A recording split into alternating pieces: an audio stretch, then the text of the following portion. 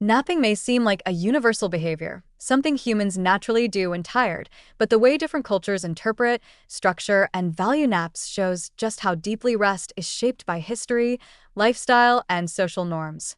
Around the world, midday rest carries different meanings. In some places, it represents health and family rhythm, in others, it reflects work ethic, and in others, it is a quiet form of social harmony. These differences create a fascinating picture of how societies understand the balance between effort and recovery. In Spain and parts of Latin America, the famous siesta is more than a nap. It is a cultural pause woven into the day. Historically, the siesta developed in regions with hot climates, where midday heat made agriculture and outdoor labor difficult. A break in the early afternoon allowed people to eat, cool down, and restore energy before continuing work later when temperatures dropped. Even though many modern Spanish cities now follow a more globalized schedule with fewer true siesta hours, the tradition still influences daily rhythm. Shops may close for a couple of hours, families gather for meals, and the culture quietly reinforces the idea that rest is not laziness, but a natural complement to productivity. The siesta encourages mindful pacing. Do your work, pause, recover, and continue with renewed clarity. In China, the midday rest, known as qingxiu or xiuxi, carries a different, but equally meaningful cultural logic. Many schools and workplaces still allow or even encourage short naps after lunch, sometimes providing dimmed rooms or allowing students to nap at their desks with their heads down. This habit is rooted in the belief that resting the mind and body in the middle of the day supports long-term health, preserves qi, and improves learning or productivity in the afternoon. It is common to see entire offices quietly reclining or students sleeping with eye masks during their lunch break. In Chinese culture, napping isn't seen as a sign of weakness or laziness, but as a practical, healthy, and almost expected behavior. The collective acceptance of midday rest makes it easier for individuals to benefit from the clarity and emotional stability that a short nap provides. In Japan, the concept of inamuri takes napping into an entirely different cultural direction, one that reflects social harmony, discipline, and dedication.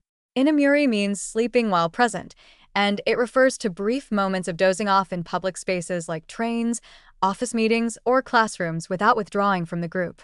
Instead of being viewed as disrespectful or unprofessional, inamuri is often interpreted as a sign that a person is working hard or studying intensely. It is less about structured rest and more about maintaining social participation even when tired. The message is subtle but powerful. In a culture that values diligence and community, a brief, socially tolerated nap is a way to recharge without disrupting group dynamics.